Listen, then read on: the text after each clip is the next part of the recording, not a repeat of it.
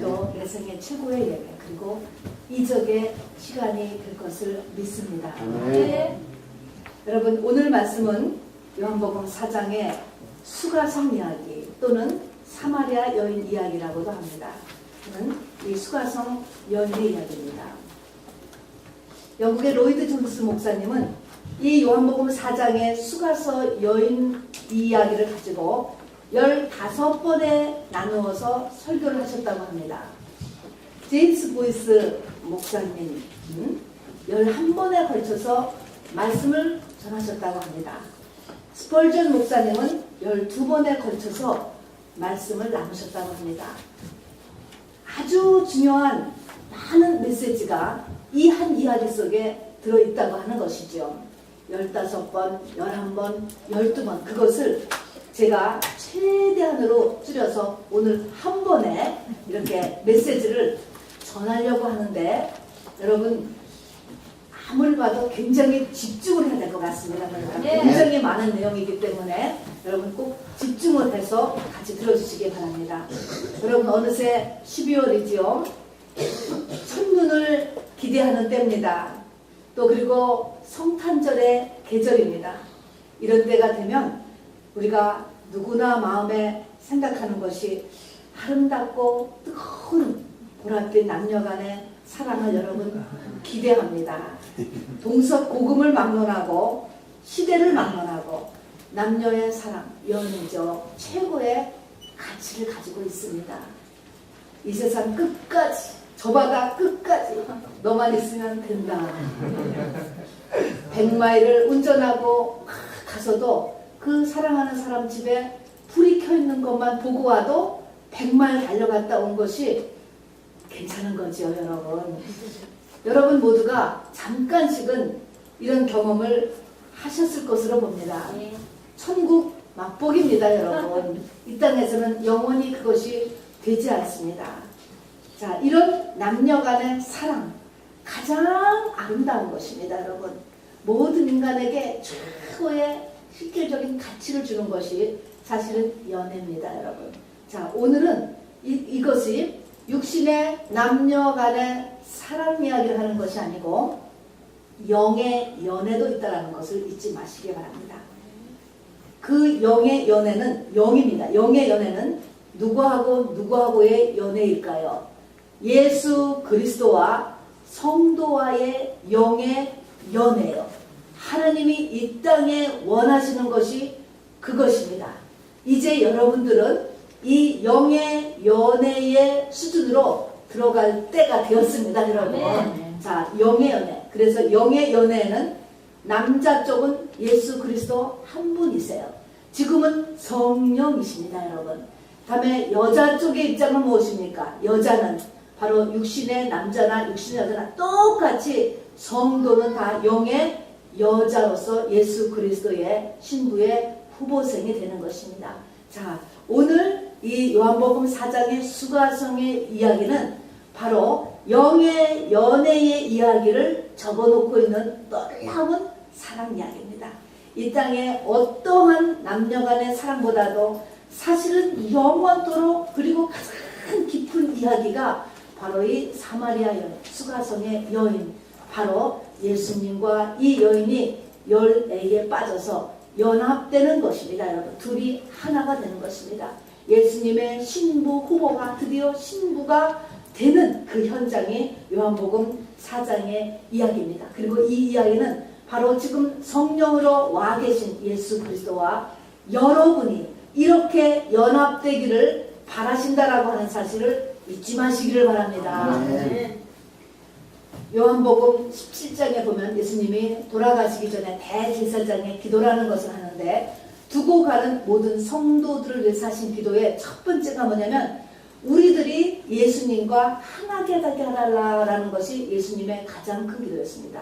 내가 예수님과 하나가 되게 해달라. 여러분 이것은 영의 이야기입니다.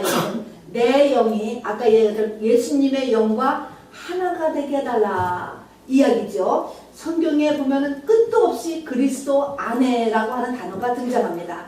내가 네 안에, 네가 내 안에 있으라는 것이죠. 그리하면 무엇이든지 구하라 라는 것도 나오면서 네가 내 안에 내가 내 안에 라고 하는 그 말이 똑같이 주님과 하나 된 상태를 이야기하는 것입니다. 또 우리가 이 마지막 때를 만나서 예수 그리스도께서 우리가 초림이 아닌 재림을 하시게 되는데, 재림할 때 바로 구하시는 분들이 재림하는 이유가 뭡니까? 끝이 나는데 끝나기 전에 구하고 끝을 내잖아요. 농사를 지었으면 알곡을 거두고 밭을 끝을 내는 거하고 똑같이 바로 이 땅에서 모든 인류의 역사에서 거두고 끝을 내는 것입니다. 그래서 천지는 바로 베드로서 3장 7절에 보면은 불사르기 위해서 간수되었다라고 하는 것처럼 끝이 나지는 것입니다, 여러분. 그런데 거기서 먼저 건져내는 게 있잖아요. 뭐를 건져내죠? 신부를 건져내는 것입니다, 여러분. 자, 그래서 이 신부라고 하는 그 존재도 바로 예수님과 하나 된 상태를 이야기하는 것입니다.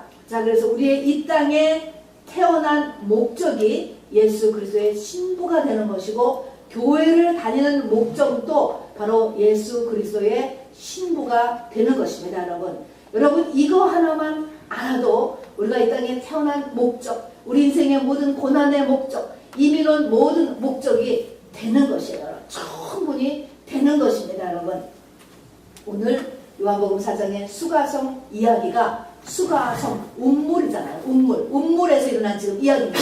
성경에서 운물, 그러면 그 운물이 바로 하나님하고의 데이트 장소예요, 여러분. 카페가 아니고 예수님은 운물에서 만났습니다. 그래서 보니까 창세기 24장에도 보면 이삭이 리브가를 만날 때, 리브가를 신부로 구해올 때도 운물가, 또 29장에 야곱이 라헬을 만날 때도 운물가, 출애굽기 2장에 보면은 모세가 십보라를 만날 때도 운물가. 그래서 운물가 나오면 여러분이 딱 이것이 결혼을 생각하시면 됩니다. 자, 그래서 여기서도 수가성, 여기 이 수가성에 있는 사마리아 여인과 예수님, 이것이 바로 예수님과 이 사마리아 여인 신부 후보생의 바로 이 열애의 바로 현장이 되는 것입니다. 자, 그러면 우리가 예수님의 신부, 만왕의 왕, 만주의 주이신 하나님이신 그분의 신부가 된다라고 하는 것이 어떤 자격을 가진 사람이 신부가 될까요? 여러분, 절대적으로 세상적인 가치 기준이 절대로 아니라는 것을 우리가 알 것입니다, 여러분. 여기는 남자나 여자나 똑같습니다, 여러분. 자, 그런데 우선 여기 보니까 사마리아 지역이에요.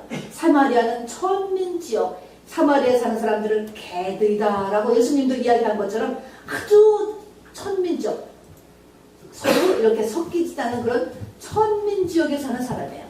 또 이 사람을 보니까요, 여기 있는 것처럼 사람들과 어울리기를 싫어서 그래도 먹고는 살아야 되니까 난 12시에 아무도 없을 때 물을 빌러 왔습니다.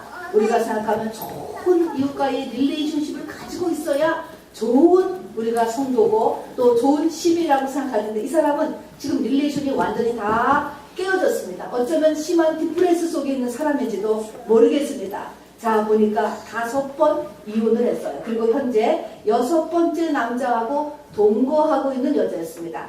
이게 지금 예수 그리스도의 신부라니까요.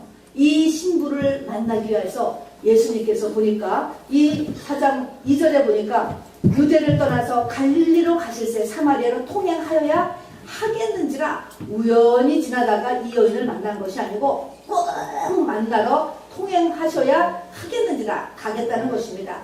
유대를 떠나서 갈릴리로 가려면 사마리아로 가지 않는다고 합니다. 다 돌아가는 거지 사마리아로 가지 않는데, 예수님은 사마리아를 굳이 일부러 그쪽으로 가셨던 것입니다, 여러분. 자, 그리고 이것이 얼마나 힘들었냐면 여기 보니까 4장 6절에 보니까 예수님이 행로에 고나여 그대로 앉으시니 때가 제 60쯤 되었더라. 걸어오시는데 너무 힘이 들었다는 것입니다. 바로 여기 보면은 거의 반나절을 걸어오신 것입니다, 여러분. 자, 광야의 뜨거운 햇볕 밑에서 반나절을 걸어오신 것, 이 여자를 만나려고 말입니다. 그리고 이게 얼마나 놀랍습니까? 여기 보니까 이 여자가 물길로 오는 그 시간하고 딱 맞췄어요. 전능자죠, 전능자. 딱 정확하게 이 여자를 타겟팅을 하고 예수님이 가셨어요. 물론 고날만큼 힘을 들어가지고 이렇게 가신 것이죠. 자, 이것이 무엇을 이야기합니까? 우리가 준비가 되면 이 여자가 지금 이 상태가 뭐냐면 예수님의 신부로서 레디 준비가 된 상태예요. 그러니까 예수님이 정말 한나절을 정말 이 행로에 권하면서 시간을 딱 맞추어서 이 여자를 만나러 가신 것입니다. 여러분 의도적이지요. 100% 의도적입니다. 여러분 우연이 아니고. 자, 하나님이 우리의 모든 것을 다 감찰하고 계신다는 것을 여러분 잊지 마시고 바랍니다. 성경은 그것을 끝없이 이야기하고 있습니다. 우리의 30만 가량이 되는 우리 몸의 머리카락의 수를 세고 계시고 참새 한 마리도 거저 떨어짐이 없다라고 얘기하시면서 네 모든 행위를 아시고 네 발걸음의 숫자를 세고 계시고 네 입술의 모든 말을 알 뿐만 아니라 네 마음과 생각을 감찰하고 계시는 분이라고 우리는 우리의 주님을 우리는 이야기하고 있는 것입니다. 감찰, 왜 감찰하고 있을까? 우리를 뭐가 감독을 하고 있는 것이 아니고 왜 감찰하고 있냐면 내 신부로서 준비가 되었나 이거를 감찰하는 것입니다. 그래서 이것이 다른 말로 하면 저울에 잰다라고도 이야기하는 것인데 이것이 벌 주기 위해서 되는 것이 아니고 예수님의 신부로서 준비되는 것. 바로 농부의 목적은 알곡을 거두는 것인 것이죠. 이 땅에 예수를 심어서 예수를 걷어내는 것이 그리고 그 숫자가 다 채워지면 인류의 역사는 끝이 나게 됩니다. 여러분. 자, 그래서 그렇게 우리를 갖다가 감찰하시는데 바로 하나님이 딱 보니까 이 여자가 레디 신부로서 레디가 되었습니다. 여러분. 여러분 나에 대해서 하나님이 다 알고 계시고 계산하고 계시다라는 것을 여러분 꼭 잊지 마시길 바랍니다. 세상은 나를 다 몰라주는 것 같아도 하나님은 다 알고 계세요.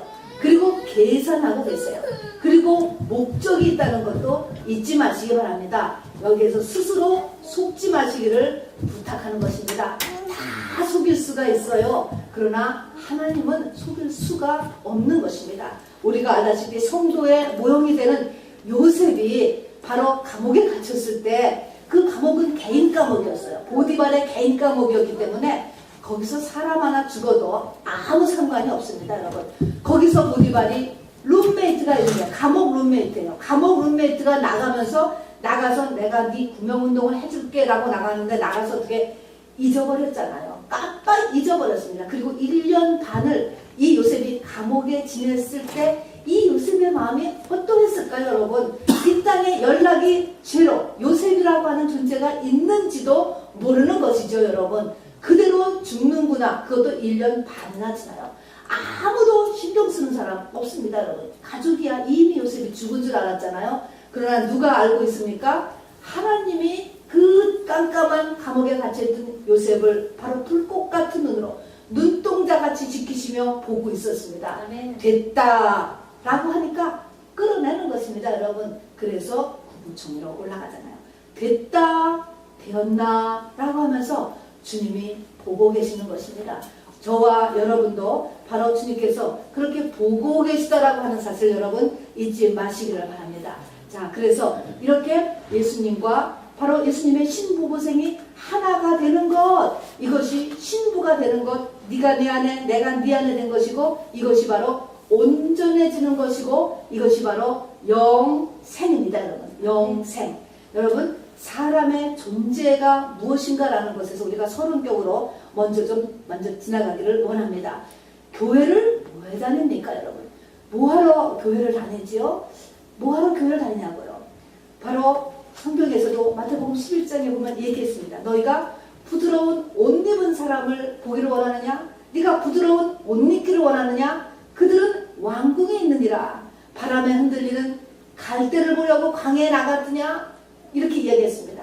여러분 부드러운 옷이라는 것은 뭡니까? 돈 버는 방법 때문에 교회 나오는 게 아니라는 것입니다. 왕궁에 있느니라. 돈 많이 벌고 싶으면 학교를 가든지 돈 많이 버는 사람을 찾아가서 물어보고 세미나를 가는 것입니다. 교회에 오는 것이 아니고 그것이 메인이 아니라는 것이죠.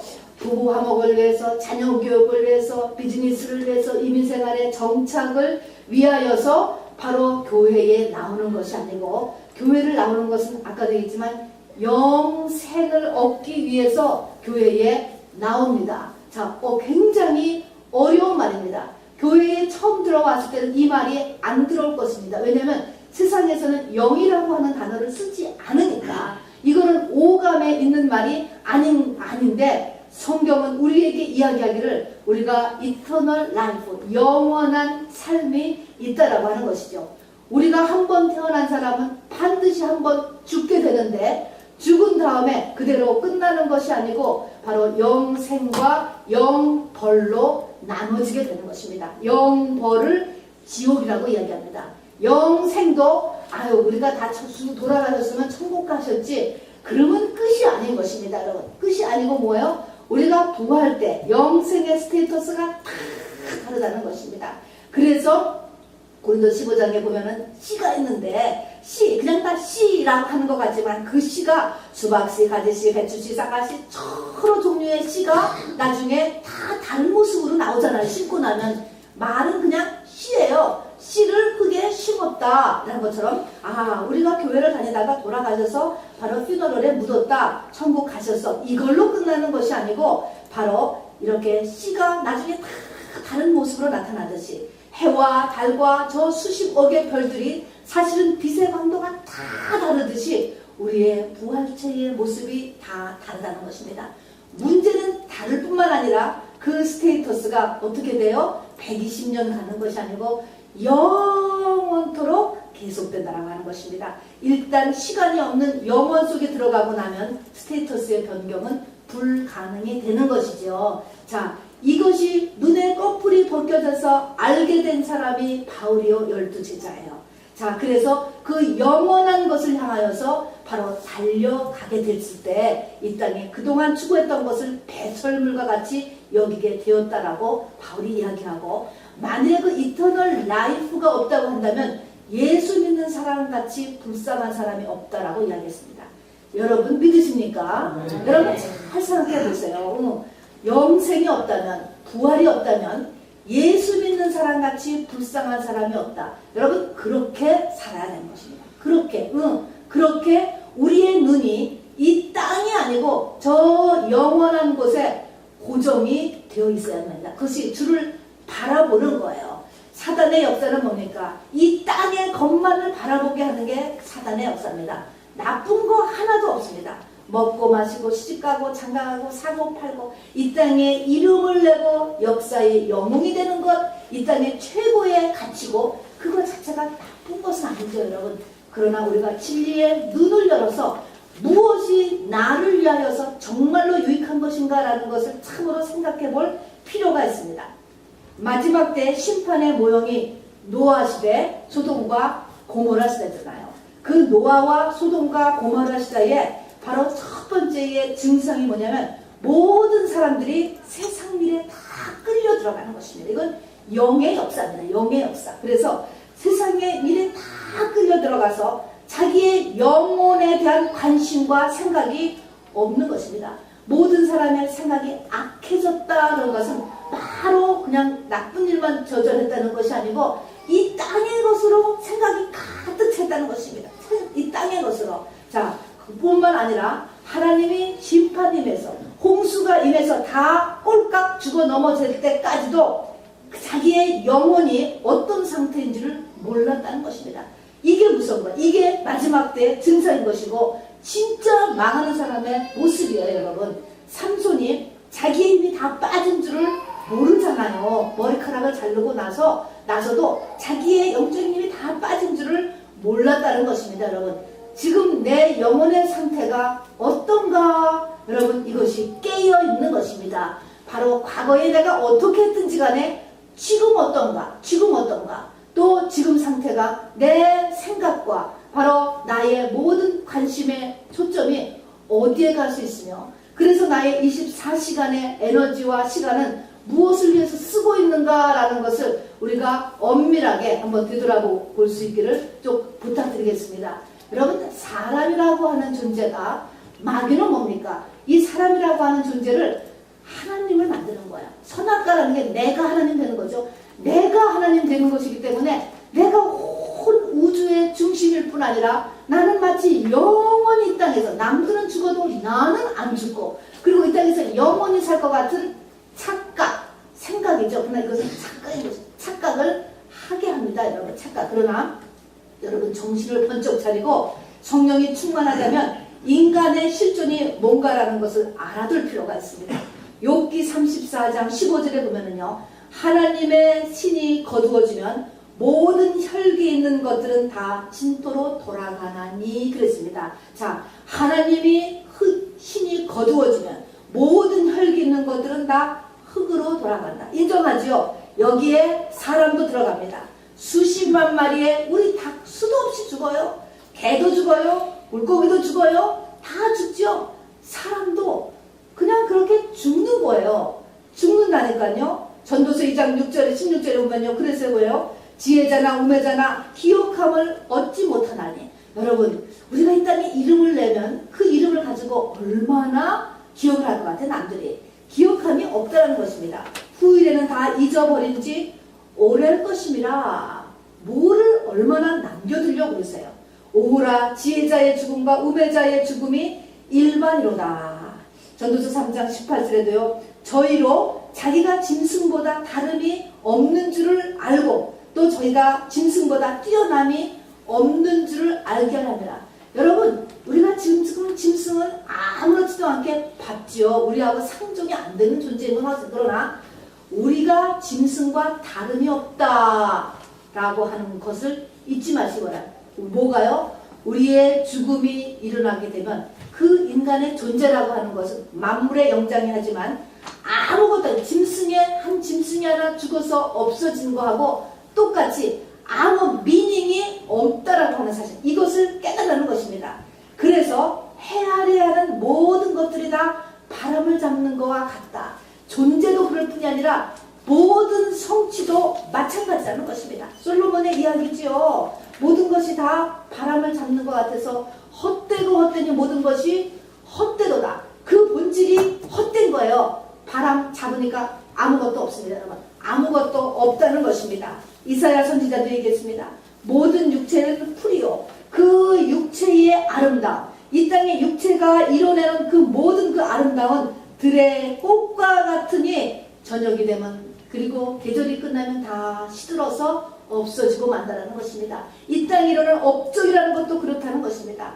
모세는 시편 90편을 통하여서 우리의 인생이 홍수에 쓸려 지나가는 것 같다고 얘기했습니다. 바닷가의 모래성을 그렇게 아름답게 지었지만 바로 바다가 풍랑이 이제 바닷물 그냥 확 지나가고 나면 아무것도 없어. 아무것도 없어. 다 없어.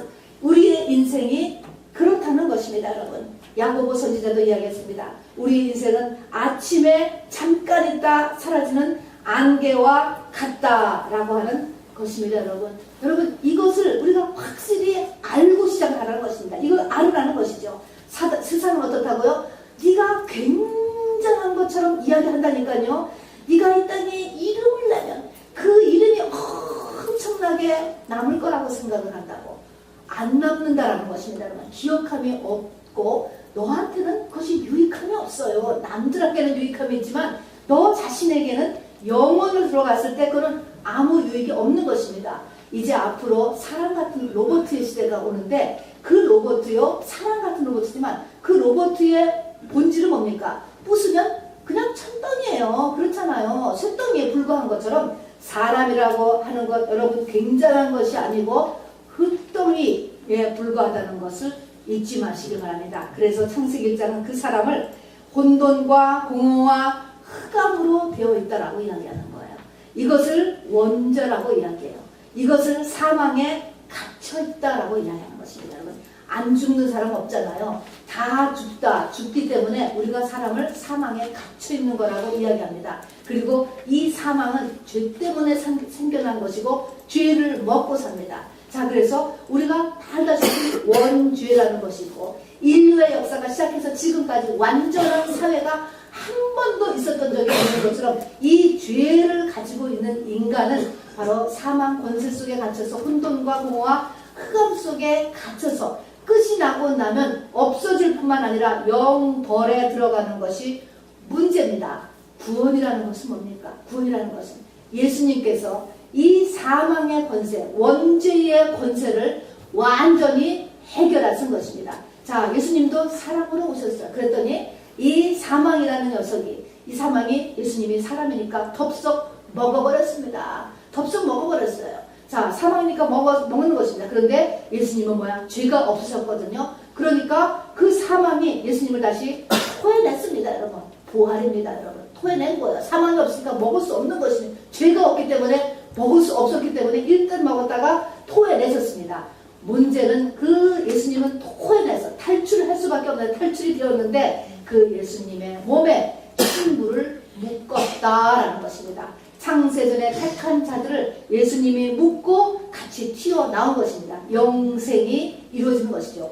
영벌에 들어가는 것이 아니고 영생에 들어가는 것입니다. 그걸 언약이라고 이야기하고 구원의 시작인 것입니다, 여러분. 이것이 예수의 공로가 되는 것이죠, 여러분. 자, 그래서 이런 기본 교리를 잊지 마시고, 그래서 이 땅에서는요, 종교와 기독교 두 가지밖에 없는 거예요. 종교와 기독교밖에 없다니까. 기독교는 진리예요, 여러분. 한 가지. 인간이라고 하는 존재가 영벌로 들어가는 것을 끌어내는 오직 예수 그리스도가 언약으로 인해서 우리를 모두 품고 바로 품고서 죽음의 거리에서 튀어나옴으로 인하여서 영벌이 아닌 영원에 살게 한 그 언약, 그것이 구원의 시작인 기독교고, 나머지는 다 이 땅에 그 마음에 그 뻥 뚫린 것을 해결하고자, 또 이 땅에 일어나는 그 수많은 죄로 인해 생겨난 문제를 해결하고자 만들어지는 것이 종교예요, 종교. 그래서 그 종교는 다 자기가 신이 됩니다, 여러분.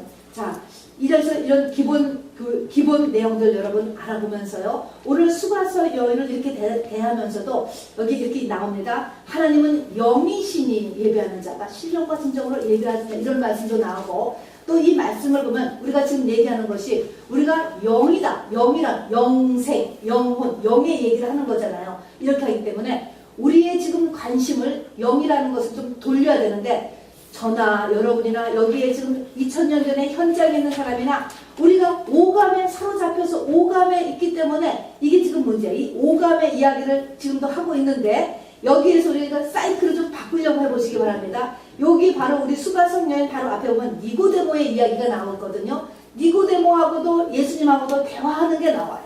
그런데 거기서도 보니까 니고데모에게 거듭나야 하겠다라고 하니까, 거듭나는 게 뭡니까? 어머니 뱃속에 다시 들어갔다 나와야 되는 겁니까? 예수님은 지금 뭐예요? 영의 얘기, 보이지 않는 영혼의 이야기를 하는 건데, 니고데모는 육의 이야기밖에 안 들리는 거예요, 여러분. 이게 사람의 한계예요. 그래서 우리가 지금 이제 마음을 집중하는 성령의 도우심을 받으면서 말씀을 드려야 된다는 것이죠. 교회 다니려면 그렇게 해야 됩니다. 수가성 여인 여기서도 이제 말씀 시작하는 거 보면 예수님은 영적인 생수를 이야기하는데 이 여인은 계속 거기 있는 수가성 물 얘기를 하는 거예요. 물 얘기. 그래서 그러면은 이런 우물이 아닌 흐르는 물, 생수가 있다가 그거를 좀 어디 있는지 그거를 좀 하나 알려달라고 이렇게 하면서 계속 육적인 얘기하는 거예요. 제자들도 마찬가지예요. 예수님에게 점심을 갖다 드리는데 예수님이 나는 하나님 아버지가 주신 양식이 있다. 사역을 이야기하는. 그랬더니 누가 예수님 점심을 갖다 드렸지? 이렇게 하면서 계속적으로 쭉 나오는 이야기야. 오감의 이야기와 보이지 않는 세계의 얘기가 계속 이렇게 엇갈려서 나와. 그러면서 가는 거예요. 자, 우리의 신앙생활도 그래요. 이런 육적인 것과 영적인 것이 엇갈려면서 이렇게 가는 가운데서도 여러분, 예수님은 하나님이 영이시고 하나님의 관심이 우리의 영혼의 바로 성수, 영혼이 예수님과 연합함으로 인하여서 연합하는 것이 예수님의 하나님의 목적이고 하는 이런 그 관점을 그러니까 늘 바꾸려고 하면서 보시기를 말씀을 들으시기를 바랍니다. 또 이 이야기의 배경을 또 하나를 설명하면요. 여기 보니까 이 여인이 이제 지금 하는 이야기가 나오잖아요. 예배를 드리는데 북쪽에서 드리는 게 맞습니까? 남쪽에서 드리는 게 낫습니다. 북쪽이 그리심산에 있는 바로 베델과 바로 그 단의 성전이 있는데 거기서 예배를 드리는 게 맞습니까? 남쪽 예루살렘에 있는 시온상에서 예루살렘 성에서 예배를 드리는 게 맞습니까? 라고 하는 이런 이야기들이 나오거든요. 자, 그러면서 그리고 또 당신은 왜 사마리아인에게 물을 달라고 하십니까? 또 당신에게 줄 그릇도 없고 또 물기를 그릇도 없고 물 먹을 그릇도 없는데 없다. 이런 말이 나오기 때문에 이때 배경을 잠깐만 같이 말씀드리려고 합니다. 이스라엘이라고 하는 나라가 왕정이 되면서 솔로몬 왕 이후에 나라가 북쪽과 남쪽으로 갈라지게 되지요. 우리 대한민국이 나눠지기 위해서 북쪽을 북이스라엘이라고 하고 남쪽을 남유다라고 하게 됩니다. 그리고 바로 다 아수르 바벨론에게 의해서 침공을 당해서 멸망을 하게 되는데 북이스라엘 나라가 아수르라는 나라에서 점령을 하게 돼요.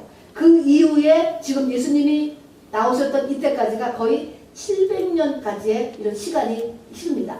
이 기간 동안에 어떤 일이 일어났냐면 북쪽 이스라엘은 아수르한테 이제 점령을 당하게 되는데 아수르라는 나라는요 거의 3만 명의 사람들을 인구를 바꿔대는 것입니다. 그러니까 자기 나라 인구를 여기다가 북이스라엘에 갖다 놓고 북이스라엘의 이 아브라함의 후손들을 3만 명을 자기 나라로 데려갔다는 것입니다. 혼혈 정책을 썼다는 거예요. 자, 그러니까 이 사마리아는 누가 그러고 싶어서 그러냐고요.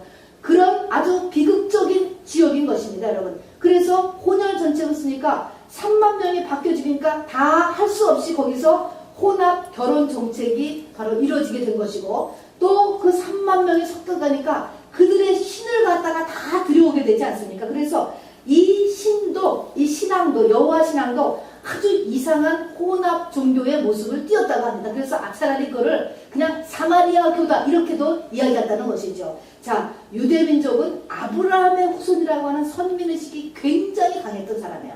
그 선민의식은 뭐냐면 혈통. 우리는 우리 민족하고만 결혼해야 돼라는 혈통에 대한 아브라함의 후손. 그래서 전도가 없잖아요. 그 혈통을 지켜야 되는 프라이드. 다음에 여호와 하나님만을 섬겨야 된다라고 하는 그 유일신에 대한 프라이드.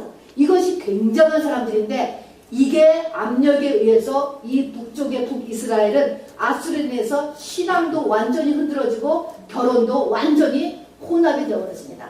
그런 거에 비해서 남쪽에 있는 이 남유다라고 하는 남쪽에 있는 사람들은 죽으면 죽으리라. 이것도 사실은 한계가 있는 거죠. 그것이 안 되니까 그렇게 한 거지. 어떻게 보면은 죽으면 죽으리라 하고 혈통의 순수함을 지키고 또 신앙의 순수함을 지켰다고 하는 것입니다.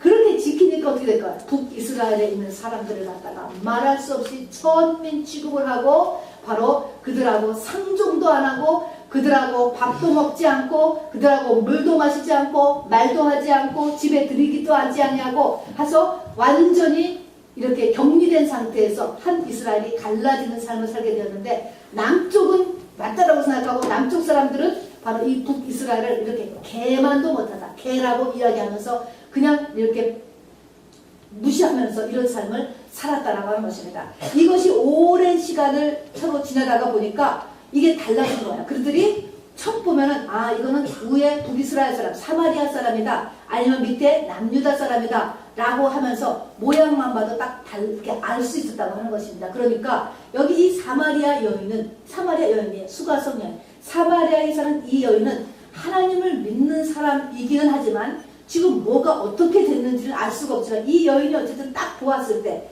저 사람은 남유다의 사람이구나. 그 외양을 보니까 모습을 보니까 남쪽 사람이라는 걸 금방 알아차렸잖아요. 그러면 그 사람은 하고 자기하고는 원래 지금 수백 년째 서로 말도 안 하고 물도 안 먹고 밥도 안 먹고 교제를 전혀 안 하고 보면 피해가는 그런 사람들이라는 것입니다. 여러분 그런 상태에 있는 것인데 바로 그 사람이 와가지고서 여기 와서 이제 물을 달라고 하는 것도 이상하고 그 다음에 이 예수님한테 가서 당신에게 줄 물을 끌어낼 그릇도 없다라고 하는 것은 이 사마리아인이 썼던 그릇은 유대인이 쓰지 않았다고 합니다. 천민 지역이기 때문에. 그러니까 이 여인은 자기가 풀 물그릇은 되었지만 유대인에게 떠줄 물그릇은 당연히 없기 때문에 이런 말이 여기에 나온 것입니다. 그러니까 이렇게 완전히 서로 적대감, 그것도 천민 지역, 하나님을 믿으면서도 이렇게 달라진 상태에 있는 것입니다. 그런데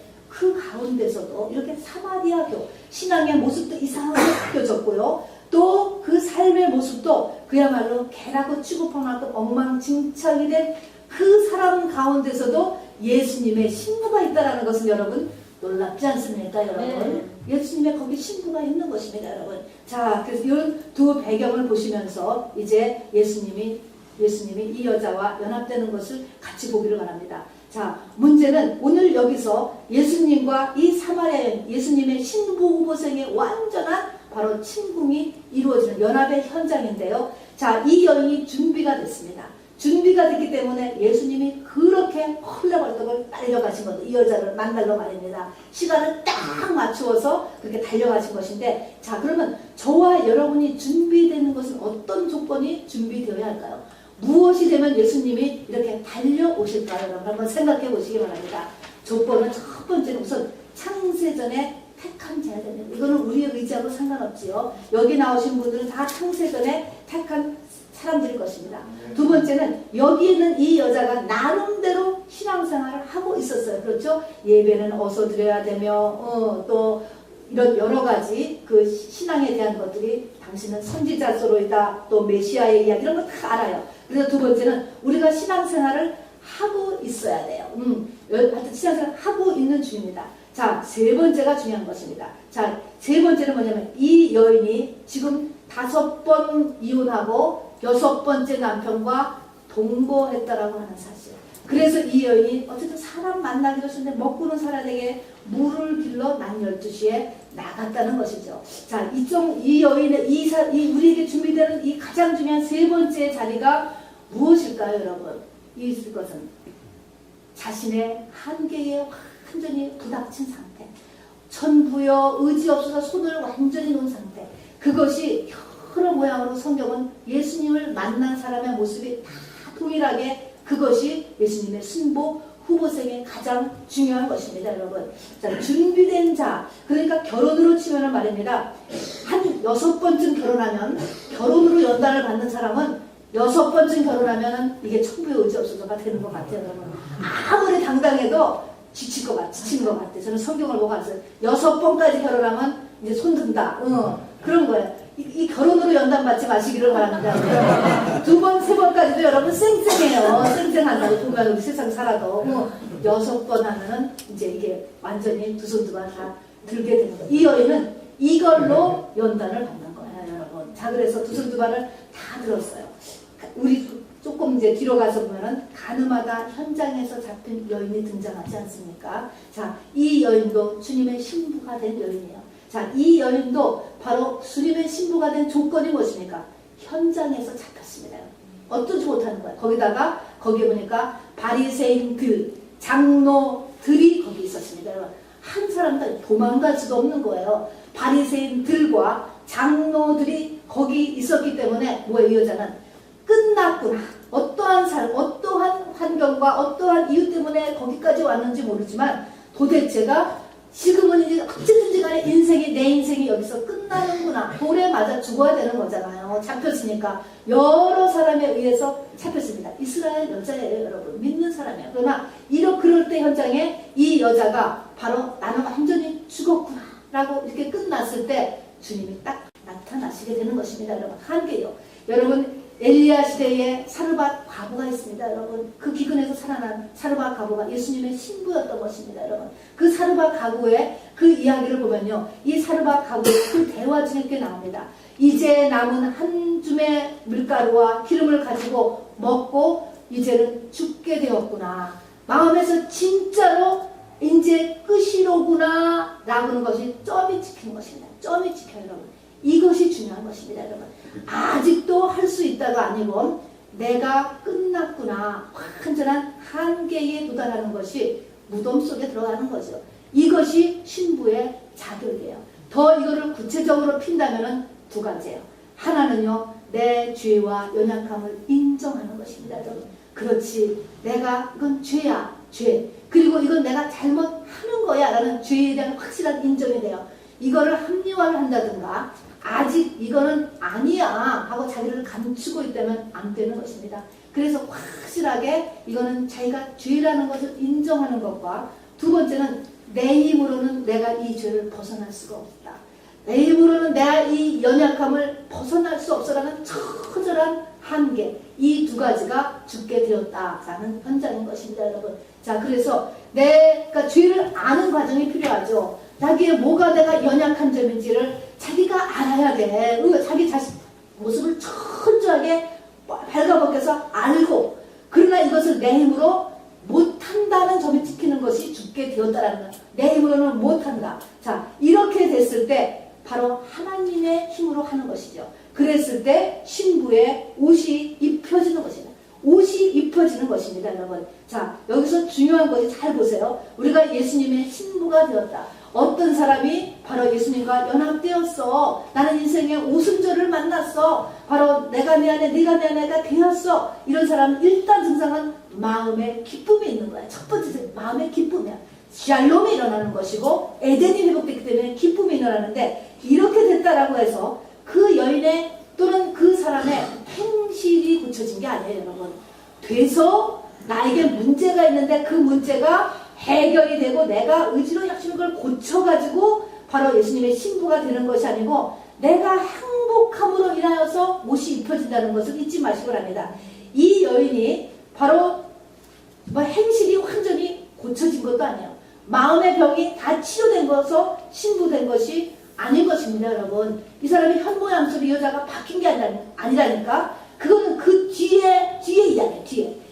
예수님의 신부가 되는 것은요, 있는 그대로의 그 상태에서 덮여지는 것입니다. 자, 그러니까 여러분에게 정죄가 없다 또 하는 그 말은, 또는 이 사람이 온전하게 되었다는 그 온전이라고 하는 것은 내가 완전한, 그러니까 성화의 의미가 달라지는 것입니다. 성화가 내가 무엇을 완전히 해서 퍼펙트한 사람이 되는 것이 아니고, 내가 못한다, 내가 뭔가 문제인 것을 확실히 아는데 내가 그것을 못한다는 것을 완전하게 점을 찍었을 때 예수님이 나에게 옷을 입힘으로 인하여서 이제는 내가 아무것도 아니니까 나를 의지하지 않고 그 예수님을 의지하여서 그 주인, 그 남편을 따라서 살게 됨으로 인해서 그것을 온전해지고 있다고 얘기하고 그것을 성화가 되었다고 이야기하는 것인 것을 여러분 잊지 마시기 바랍니다. 그래서 신랑이 덮는 거예요. 덮어 이렇게 덮는다라고 이야기하고요. 그리고 이것을 은혜라고 이야기하는 것입니다. 그래서 술람미 여인이 솔로몬하고 열애를 하게 되지 않습니까? 그럴 때 그 술람미 여인이요, 예루살렘 여자들하고 달랐어요. 예루살렘 여자들은 하였어요. 술람미 여인은 까맸어요. 그런데 그대로 예루살렘 여자들이 흰 피부로 변해가지고 예수님의 신부가 되는 게 아니에요. 그 모습이 그대로인데 단지 손을 들므로써 덮여진다는 것을 잊지 마시기 바랍니다. 수가성 여인이 현모양처럼 변했던 것이 아니고요, 루시라고 하는 그 여인이 부자적 처녀로 변해서 바로 결혼에 이르는 게 아니라고 하는 사실인 것입니다, 여러분. 그리고 그 뒤로 가서 이제 됐을 때 그 예수님의 힘으로 인해서, 예수님의 지혜, 예수님의 힘, 이것으로 인하여서 우리 온전함에 우리가 이르게 되는 것입니다, 여러분. 자, 그러면은 여기서 신부가 되었다. 자, 신부가 되었다라고 하면은 무엇이랄까요? 마음에서는 에덴이기 때문에 기쁨이 일어나요. 샬롬이 일어나요. 이 샬롬은 뭐예요? 우리가 하나님의 절대 의존적인 존재로 지어졌기 때문에 어린아이가 엄마가 있으면 마음에 편안이 있는 것처럼 증상이 바로 이렇게 주님과 연합하면 큰 증상이 샬롬. 마음에 보이지 않는 평강이라는 것. 기쁨과 평강이 증상이에요. 자, 그 다음에는 이제 이렇게 되면은 그 우리의 바깥에서의 환경이나 모든 인간관계가 물론 풀어지게 됩니다. 그래서 로마서 12장에 있는 바로 산 제사를 드리라라고 하는, 우리의 삶으로 산 제사를 드리라고 하는 건 저절로 이렇게 다 이렇게 되게 됩니다, 여러분. 그리고 우리의 삶에서도 바로 만족한 삶으로 모든 억압과 결박이 풀어지게 되는데, 그렇게 되는 눈에 보이는 삶을 나타냈을 때 이 사람의 증상, 가장 뛰어난 바깥에 나오는 증상이 하나가 있습니다. 이 여인이 예수님과 연합이 되었어요. 이것은 미스테리, 신비잖아요. 완전히 이 여인이 지금 완전히 6번 결혼한 상태, 어느 순간에 가서 완전히 두 손 두 발 인생이 끝났다, 살고 싶다는 것이죠. 거기까지 딱 끝났을 때 바로 주님이 이 웨딩드레스가 이렇게 입혀지게 되었는데, 웨딩드레스가 입혀지게 되고 나니까 이 여자가 딱 하는 말이 딱 하는 말과 행동이 뭐냐면 물동이를 버려주었다라는 것입니다. 물동이를 버려주었다. 여러분, 물동이를 버려줬다는 건 여러분 이 땅에 먹고 사는 거예요. 돈이에요, 여러분. 돈보다 하나님이 중요한 사람으로 삶의 우선순위가 확 바뀌어져 버렸다는 것입니다. 네. 예수님의 신부의 특징이 뭔지 아세요? 아브라함 같이요. 아브라함이 독자 이삭을 바쳤어요. 자기 가슴에 칼을 꽂을 수 있는 거예요, 여러분. 이게 믿음이에요. 이게 주님에 대한 사랑이에요. 여러분 마음속에 정말 내가 주님과 내 속에 내가 믿음이 얼만큼 있는가, 내가 주님을 얼만큼 사랑하는가, 마음속에 뭐가 들어있는가를 보면 되는 것입니다. 마음속에 뭐가 들어있는가. 예수님의 신부가 되는 사람은 이렇게 내 마음에 주님 때문에 칼을 꽂은 순교죠. 순교. 죽으려면 죽는다는 것이죠, 여러분. 그러니까 물동이를 버려두고 나갔다는 것입니다. 믿음이라고 하는 것, 사랑이라고 하는 것, 여러분 이렇게 보여져요. 내가 하나님에 대해서, 교회에 대해서 어떤 애티튜드를 가지고 있는가, 여러분 그것이 내 실제 믿음이에요. 여러분 그것이 믿음이고 그것이 내 영생에서의 수준이에요. 여러분 이것을 빨리 업그레이드를 해야 되는 것입니다. 내 육신의 기간 동안에. 그렇지 않으면 너희가 죄 가운데서 죽으리라 라고 주님이 바로 말씀하셨어요. 부지런히 살아있는 동안에 바로 우리의 우선순위를 바꾸는 것이에요. 아멘. 우선순위를. 자, 이렇게 해서 하나님이 원하시는 것이 바로 우리의 영이 성령과 연합하는 보이지 않는 세계의 이것이 목적이에요, 여러분. 이것을 위해서 우리의 모든 환경이 다 준비되고 운행되고 진행되고 있는 것입니다, 여러분. 자, 그런데 이것이 어디를 통해서 이루어지느냐? 오늘 그것이 문제입니다. 그것이 바로 이 사마리아 여인의 이야기가 예배로 딱 연결이 되는 것입니다, 여러분.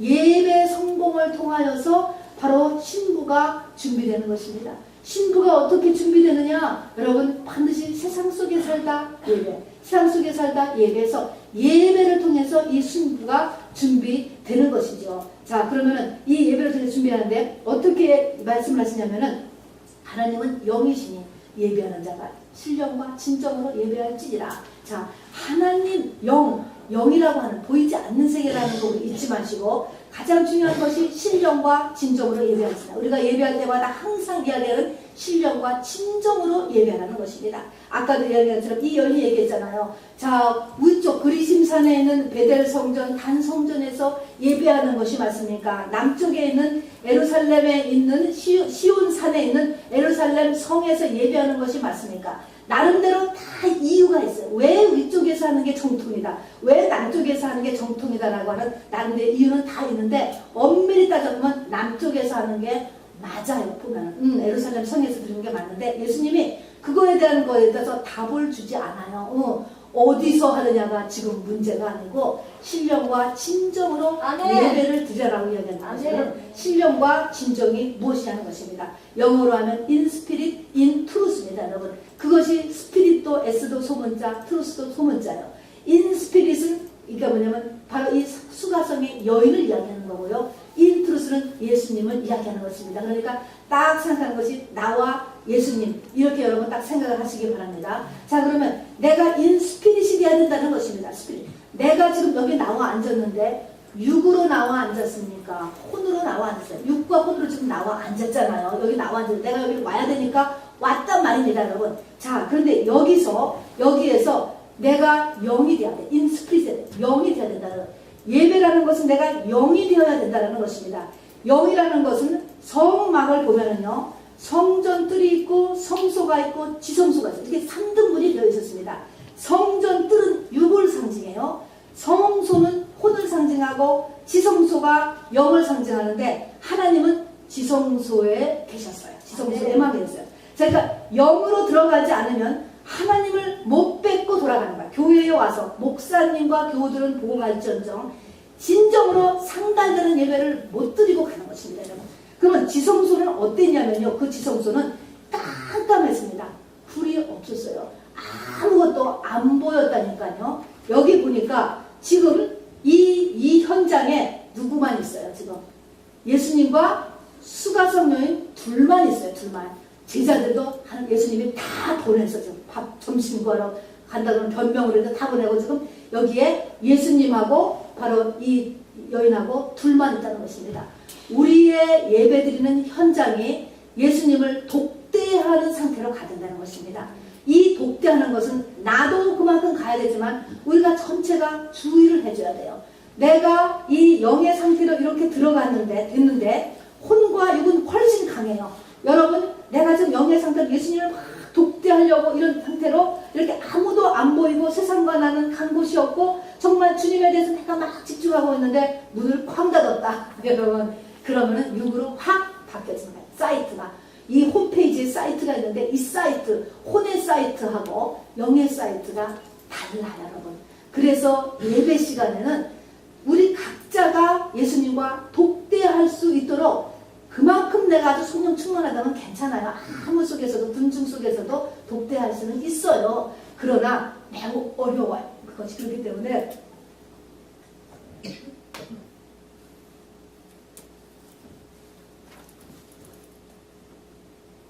그렇기 때문에 우리가 이렇게 주의를 해줘야 될 필요가 있습니다, 여러분. 그래서 왔다 갔다 한다든가 문을 닫는다든가 뭐 여러 가지 이런 것들이 바로 영의 이 예배를 드릴 수 있도록 한 사람이 예수님 앞에 집중될 수 있도록 해주는 것이 필요합니다. 그래서 인스피릿이라고 했을 때 첫 번째 내가 영이 되어야 되는구나.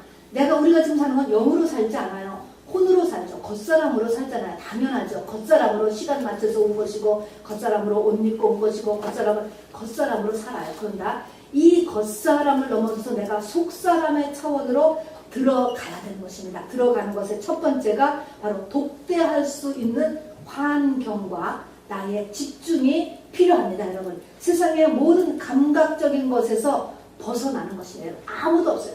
여러분 데이트를 하러 가는데 누구를 끼고 가면은 그 데이트가 잘 될 것 같아? 여러분 친궁에 들어가는데 누가 거기 하나 끼어 있으면은 그 친궁의 연애가 되겠습니까? 여러분 친궁에는 침대예요, 여러분. 그러니까 반드시 친궁이에요. 여러분 예배는 엄밀히 말하면 이건 외설적인 게 아닙니다. 예수님과의 친궁이에요. 친궁. 아가스에 보면은 그가 나를 친궁으로 이끌어 들이시니 그런 것을 친궁이라는 게 예배 현장이에요, 여러분. 친궁이니까 아무것도 안 느껴져야 돼요, 여러분. 그리고 내 마음과 생각도 집중해야 돼. 바로 이 신혼 골방을 들어가면서 그 친궁에서 딴 생각 계속 하고 있으면 무드가 잡힙니까? 데이트하면서 딴 얘기하면 그냥 의논하는 거지. 그게 데이트가 되냐고. 뭐 이런 것처럼 이런 마음과 생각과 모든 것이 이렇게 감각적인 것을 넘어지고 겉사람의 것을 넘어서서 집중할 수 있는 것이 첫 번째고요. 두 번째는요. 친궁에 들어가면요. 옷을 벗어야 돼요, 여러분. 벗는 것. 벗는 게 무엇입니까, 여러분? 벗는 게. 여기서도 이 여자가 옷을 벗을 수 있는 것은 뭡니까? 아무도 없었을 뿐만 아니라 이 예수님은 네 남편을 데려오라 라고도 이야기했으면서 또 지금 있는 남편 너 진짜 남편이 아니다. 딱 이 여자의 옷을 그냥 확 벗겨버린 거잖아요, 여러분. 자, 그래서 우리가 두 번째 할 것이 벗는 것입니다, 여러분. 교회가 요즘은 거꾸로라고 하잖아요. 요즘의 교회는 신데렐라 교회라고 합니다. 들키면 다 도망가요. 밤 12시가 돼서 자기 온생 들어가면 다 도망가요. 진짜요, 여러분. 진짜 내 얘기를 누가 알까봐, 우리 집의 얘기를 내가 누가 알까봐 조심조심 알면은 왜 얘기했어, 누가 얘기했어 막 하면서 막 싸움이 일어나면서 여러분 떠나요. 주님 앞에 떠나요. 그런데 여러분 성도한테는 모르지만 하나님 앞에서 사실 성도한테도 오픈해야 돼요. 그래서 손에 가시를 뽑아주라고 그랬거든요. 근데 우리가 하나님 앞에 여기 왔을 때는 얘기를 할 수 있어야 돼. 자기의 아픈 마음, 분한 마음, 문제 이런 것들을 하나도 부끄러움 없게, 부끄러울수록 여러분 하나님의 은혜가 깊어지는 것이에요, 여러분. 그래서 다 벗어. 부끄러움, 완전히 최고로 부끄러움까지 다 벗어야 예수님과의 연합이 이루어지는 것입니다. 아멘. 자, 그래서 바로 인스피릿 하는 그 말에서는 두 가지를 잊지 마세요.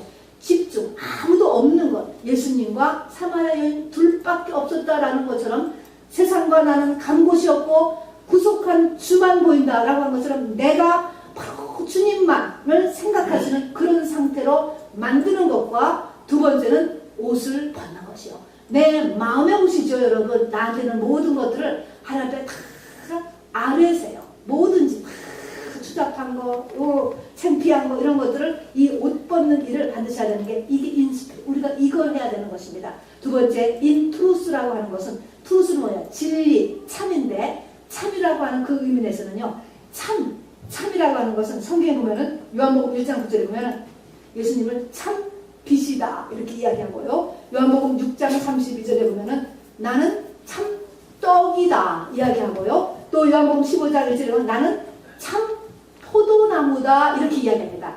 참 포도나무라든가 떡이라든가 참 빛이라든가 이런 것은 참 지금까지 구약에 많은 모형들이 있었습니다. 성막도 예수의 모형, 또 만나도 예수의 모형, 모세도 예수 이렇게 모형으로 많이 왔는데 모형으로 온 것 그것이 아니고 이제는 그런 모형이 아니고 진짜가 실물이 왔다 이것입니다.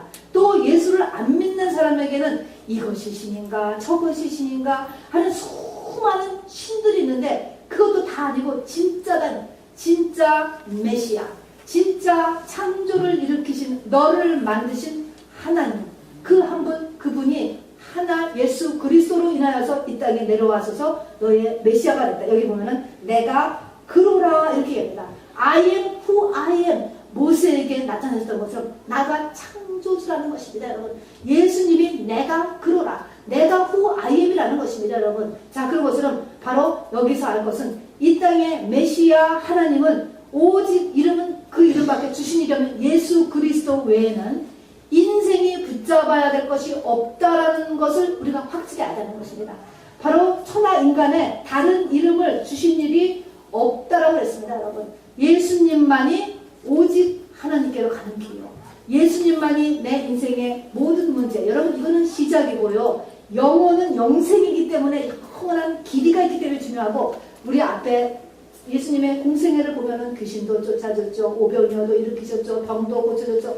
우리의 문제를 실제적인 문제도 다 해결하신다니까 능히 해결하시는 분이에요. 여러분. 자 그러나 그런 것들은 이 땅에 귀신들도 막 이거 다 해요. 그러니까 그것을 치중하지 말고 그 120년이 문제가 아닌 수많은 영원의 우리의 영혼을 구원하시려는 그 예수님 그분은 물론 이 땅의 문제도 해결한다니까 여러분 그분이 예수 그리스도 한 분밖에 없다는 것이 인트루스인 것입니다. 여러분 자 그리고 인트루스가 우리에게 내가 인생에서 붙잡아야 될 분은 바로 이 한 분인 예수 그리스도밖에 없다라는 것과 인트루스에서의 또 하나의 것은요 그분이 인격체사라는 인격체라고 하는 것의 중요한 것은요 인격체는 상대방의 관계를 할 때 상대방이 저 사람이 나를 계속 싫어하는데도 여러분 계속 좋아할 수 있어?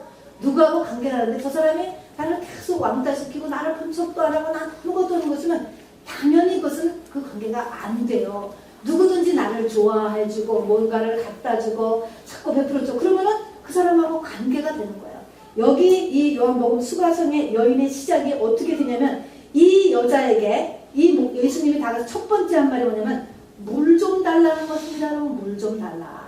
뭔가를 요구하는 거예요. 여러분 요구했을 때 예수님이 요구했을 때 바로 이것을 물을 달라는 걸 이 여인이 응답하지 않습니까? 주님 앞에 나올 때 그리고 주님과의 관계를 유지할 때 여러분 나는 가만히 있는데 하나님이 나에게 막 부어주시지 않아요.